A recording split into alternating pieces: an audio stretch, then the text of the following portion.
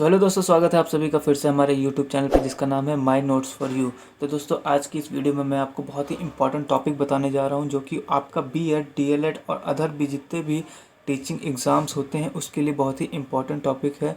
तो इस टॉपिक का नाम आपका है मैकाले मिनट, जो कि आया था आपका 1835 में। तो दोस्तों, इस टॉपिक को लेके बहुत लोगों के मन में डाउट होता है, क्योंकि ये बहुत जगह से पढ़ते भी हैं पर ये डाउट वो क्लियर नहीं कर पाते। बट मैं आपसे कहना चाहता हूँ कि अगर आप इस वीडियो को एंड तक देखेंगे तो मैं आपकी गारंटी लेता हूँ कि ये टॉपिक आपको बहुत ही अच्छे से आ जाएगा। तो दोस्तों, मेरा नाम है निखिल राठौर और चलिए बिना किसी देरी के इस वीडियो को स्टार्ट करते हैं। तो जैसे कि आप सभी जानते हैं कि आज का हमारा टॉपिक है मैकाले मिनट 1835।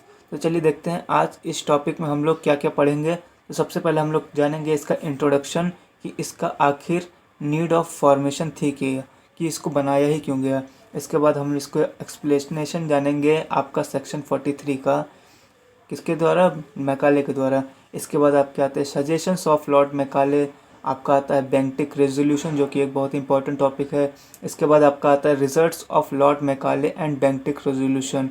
इसके बाद आपके आएगा intention of Lord Macaulay and last में हम लोग जानेंगे इसकी मेरिट्स एंड डीमेरिट्स। तो देखिए, सबसे पहले हम लोग इंट्रोडक्शन देखते हैं। तो देखिए दोस्तों, होता क्या था कि जो आपकी इंडिया में उस समय किसका राज था, ईस्ट इंडिया कंपनी का राज था। तो ईस्ट इंडिया कंपनी ऐसे तो था नहीं कि अपने आप से वर्क करने लगेगी, रूल्स एंड रेगुलेशन पार्लियामेंट बना लेगी। तो यहाँ पे जो रूल्स एंड रेगुलेशंस लागू होते थे वो आपके कहाँ बनते थे, आपके इंग्लैंड में बनते थे। ब्रिटिश गवर्नमेंट बनाती थी।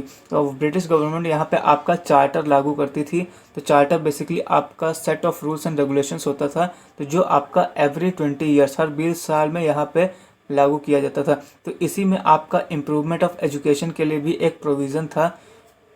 तो सेम हैपेंड हुआ था आपका चार्टर एक्ट 1813 में, जिसमें ब्रिटिश पार्लियामेंट में आपके ईस्ट इंडिया कंपनी को 1 लाख रुपए दिए थे, जो कि उससे कहा था कि ईस्ट इंडिया कंपनी को स्पेंड करने हैं कहाँ कहाँ पे, for the progress of literature. यहाँ पे जो लिटरेचर है उसकी प्रोग्रेस के लिए उसको 1 लाख रुपए स्पेंड करने होंगे। और दूसरा था for the encouragement of learn natives, जो यहाँ पे पढ़े लिखे लोग होंगे उनको और एनकरेज किया जाए, उनको और आगे बढ़ाया जाए, प्रोत्साहित किया जाए, उसके लिए खर्च किए जाएंगे। And for giving knowledge of science to them, उनको विज्ञान की, साइंस की नॉलेज दी जाए। बट इस चार्टर में एक कमी थी, इसमें जो आपका टर्म था लिटरेचर और लर्न नेटिव्स, इसने उसको डिस्क्राइब नहीं किया था, जिसकी वजह से हुआ क्या था, जो आपकी सोसाइटी थी वो 2 ग्रुप्स में डिवाइड हो गई थी। तो वो ग्रुप्स कौन कौन से थे आइए जानते हैं। तो जो सोसाइटी आपकी डिवाइड हुई थी वो एक ग्रुप था आपका एंग्लिसिस्ट का, दूसरा था आपका ओरिएंटलिस्ट। तो एंग्लिसिस्ट आपके वो लोग होते थे जो वो चाहते थे कि जो उनका मीडियम ऑफ इंस्ट्रक्शन था वो आपकी इंग्लिश लैंग्वेज हो, कि जो हम लोग को टीचिंग दी जाए वो इंग्लिश लैंग्वेज में ही दी जाए। और जो आपके ओरिएंटलिस्ट लोग थे वो चाहते थे कि जो आपकी एजुकेशन दी जाए, जो इसे चला आ रहा है उसी लैंग्वेज में दी जाए, जैसे कि आपकी संस्कृत में, उर्दू में, पर्शियन लैंग्वेज में। तो जो चली आ रही थी जो लैंग्वेज में मीडियम ऑफ इंस्ट्रक्शन, उसी में आपको एजुकेशन दी जाए।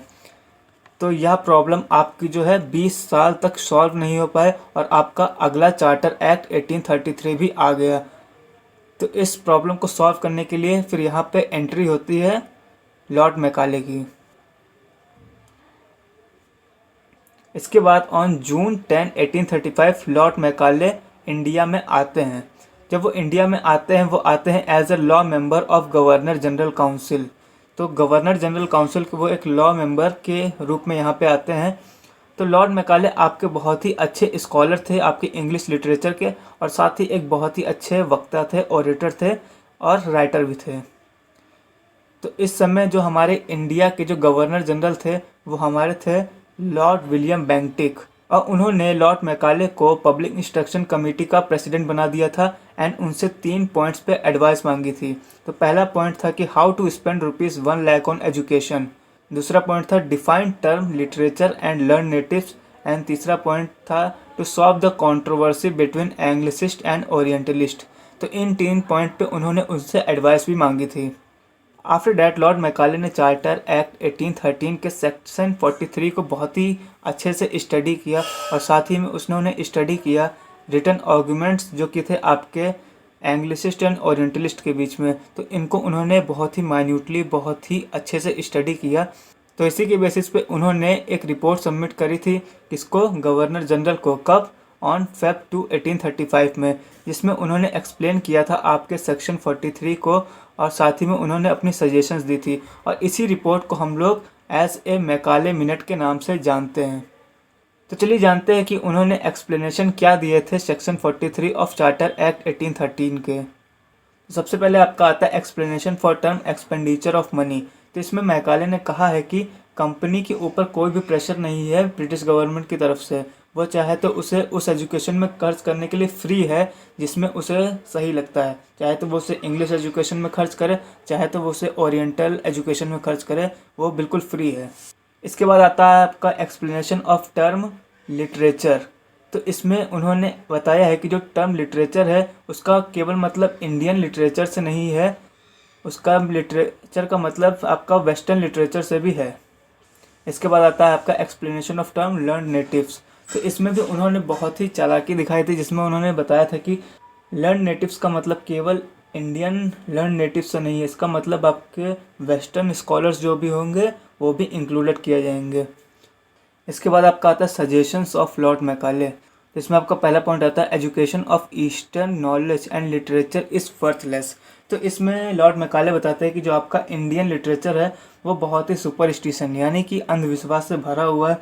जो इसकी आपकी हिस्ट्री है वो आपके 30 फीट लॉन्ग किंग्स के बारे में बताती है। समझ रहे, 30 फीट लॉन्ग, ऐसा कोई मतलब इंसान हो भी सकता है। इसके बाद इसकी जो जियोग्राफी है वो नदियों के बारे में बताती हैं, जो किससे बनी होती थी, मिल्क से, बटर से बनी होती थी। और जो इसकी मेडिकल साइंस है वो भी बहुत ही वर्थलेस है। उनका कहने का मतलब ये था।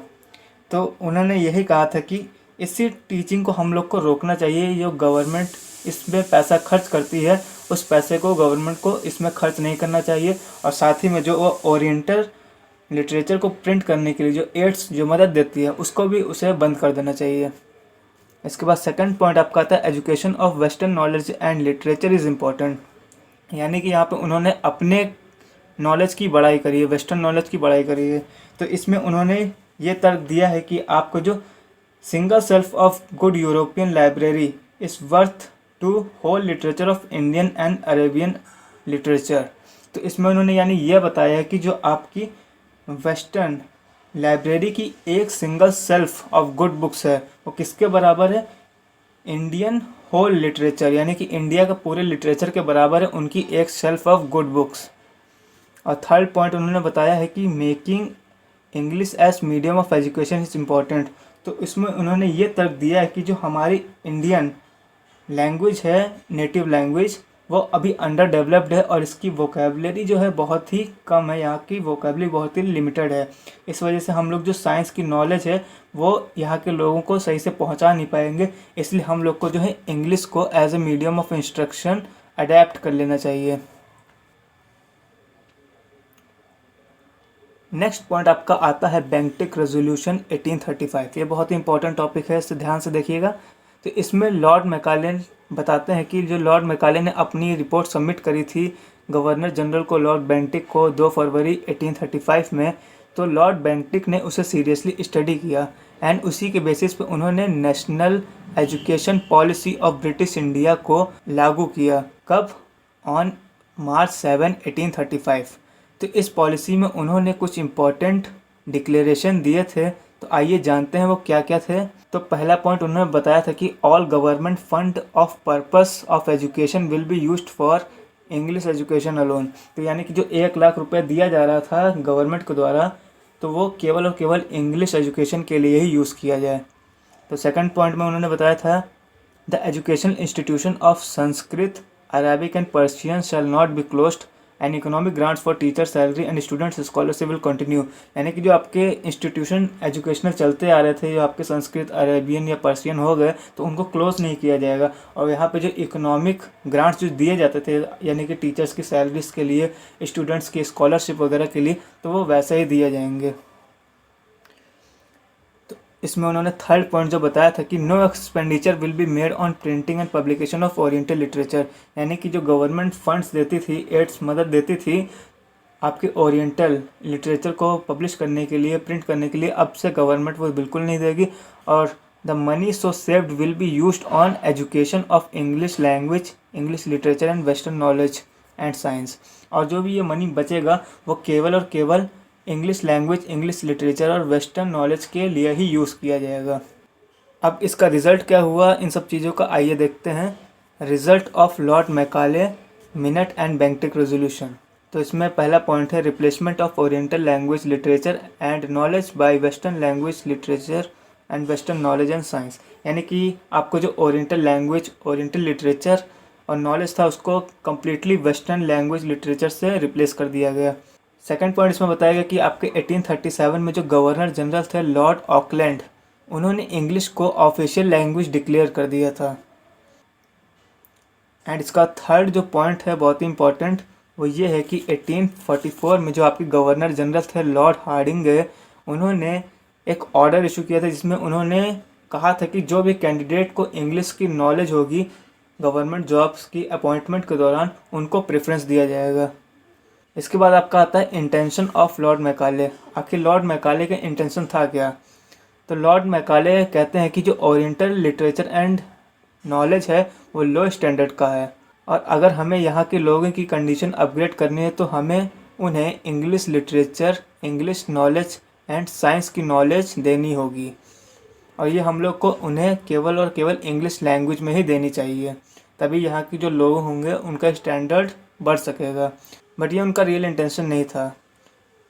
उनका रियल इंटेंशन ये था कि वो एक क्लास क्रिएट करना चाहते थे जिसमें कि वो एक इंटरप्रेटर बना सके, यानी कि एक बीच के कुछ लोगों को बना सके जो कि इंडियन हो बाय कलर, यानी कि कलर से तो वो इंडियन हो बट इंग्लिश हो उनकी ओपिनियंस, इंटेलेक्ट एंड मॉरल, यानी कि वो कहने को इंडियंस होंगे बट जो भी वो लॉ फॉलो करेंगे, जो उनकी सोच होंगी वो बिल्कुल इंग्लिश लोगों की तरह होंगी। इसी वजह से वो चाहते थे कि जो लोग हों ज़्यादा से ज़्यादा इंग्लिश लिटरेचर पढ़ें, इंग्लिश लैंग्वेज में पढ़ें। इसके बाद चलिए हम लोग देखते हैं इसके मेरिट्स क्या थे। तो ये एक क्लियर कट पॉलिसी थी एजुकेशन की, इसमें मतलब कुछ भी फालतू की चीज़ें नहीं दी गई थी। आपका सेकंड पॉइंट आता है solve controversy between Orientalist and Anglicist by logical points.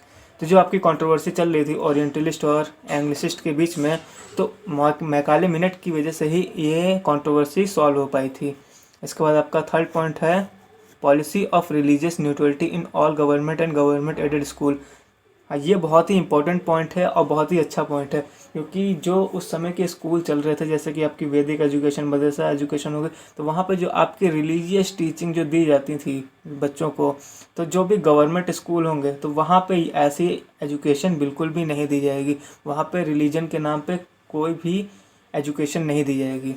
इसके बाद आता है आपका fourth point proposed filtration theory. तो लॉर्ड मैकाले ने फिल्ट्रेशन थ्योरी बताई थी। इसके अकॉर्डिंग वो कहना चाहते थे कि अगर हम लोग अपर क्लास को एजुकेट करेंगे तो वो जो एजुकेशन होगी वो छनती छनती अपने आप ही जो नीचे तबके के जो लोग होंगे वहाँ तक एजुकेशन अपने आप पहुँच जाएगी अगर हम लोग अपर क्लास के लोगों को एजुकेशन देते हैं। इसके बाद आपका लास्ट पॉइंट है western arts and science become popular. तो ये बहुत ही अच्छा पॉइंट है कि यहाँ के लोगों में जो सुपरस्टिशन था, तो जब वेस्टर्न नॉलेज और साइंस की नॉलेज जब यहाँ पे आई तो लोगों में वो धीरे धीरे कम हुआ। इसके बाद आपका लास्ट आता है डीमेरिट्स।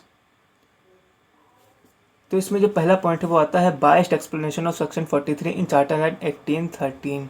तो यानी कि जैसे कि आप सभी ने आगे देखा था कि जो लॉर्ड मैकाले थे उन्होंने अपने जो एक्सप्लेनेशन दिया था उसमें उन्होंने वेस्टर्न लिटरेचर और वेस्टर्न नेटिव्स को यहाँ पे ऐड करवा दिया था, जिससे उन लोगों को भी यहाँ पे हम लोगों के साथ फ़ायदा मिलने लगा था। सेकंड पॉइंट है criticised oriental literature and mocked on it. वो यहाँ के लिटरेचर, हमारे ओरिएंटल लिटरेचर पे हंसी करते थे, व्यंग करते थे। उन्होंने अगर अच्छे से हमारे वेदास को और उपनिषद को पढ़ा होता तो वो बिल्कुल भी ऐसी हरकत नहीं करते। आपका थर्ड पॉइंट है by saying English as medium of instruction ही stopped many people to get education. तो ये बिल्कुल सही बात है कि अगर मतलब आप चाहते हैं कि यहाँ के लोगों को एजुकेशन दी जाए तो आपको सबसे पहले मदर टंग में एजुकेशन स्टार्ट करनी चाहिए। बट अगर आप स्टार्टिंग में ही कोई अलग लैंग्वेज में एजुकेशन देने लगेंगे तो लोग एजुकेशन से वंचित रह जाएंगे। एक बहुत बड़ा क्लास जो होगा एजुकेशन नहीं ले पाएगा। फोर्थ पॉइंट है ही क्लोज्ड मैनी पाठशालास एंड मदरसास। उन्होंने बहुत से पाठशालास और मदरसा जैसे स्कूल जो थे छोटे मोटे, उनको फ़ंड देना बिल्कुल ही बंद करवा दिया था, जिसकी वजह से ये स्कूल जो थे आपके बंद हो गए। आपका फिफ्थ पॉइंट है निगलेक्ट मास एजुकेशन। वो नहीं चाहते थे कि हम लोग पूरी जनता को एजुकेट करें, वो चाहते थे कि हम लोग कुछ ऊपर के लोगों को एजुकेट करें और वो धीरे धीरे नॉलेज जो होगी वो नीचे लोगों में अपने आप पहुंच जाएगी। वैसे भी उनका इंटेंशन तो यही था कि वो एक ऐसा क्लास बनाना चाहते थे कि जो कि वहाँ के रूलर्स होंगे और जो आम पब्लिक होगी उनके बीच में इंटरप्रेटर बन सके। इसी वजह से वो चाहता था कि जो एजुकेशन वो इंग्लिश में ही दी जाए, जिससे ज़्यादा से ज़्यादा लोग जो हो वो उनके पक्ष में जा सकें। तो दोस्तों आशा करता हूँ कि वीडियो आपके काम आई हो। अगर आपकी कोई भी क्वेरी हो तो आप नीचे कमेंट बॉक्स में हमसे कमेंट करके पूछ सकते हैं। और साथ ही अगर वीडियो आपको पसंद आई है तो इस वीडियो को ज़रूर लाइक कर दीजिए, क्योंकि आपके एक लाइक से हमको बहुत ही मोटिवेशन मिलता है। और साथ ही इस चैनल को सब्सक्राइब कर लीजिए, क्योंकि आगे आने वाले टाइम में मैं ऐसी ही टॉपिक्स पे और भी वीडियोस लाने वाला हूँ, जैसे कि आपके एडम्स रिपोर्ट हो गई, आपके हंटर कमीशन हो गया, इन सब टॉपिक्स के ऊपर भी वीडियोस आने वाली हैं। तो इस चैनल को जल्दी से सब्सक्राइब कर लीजिएगा और साथ ही इस वीडियो को शेयर करिए अपने दोस्तों में, ताकि उनका भी फ़ायदा हो सके। तो दोस्तों मिलते हैं आपसे अगली वीडियो में। Till then thanks for watching.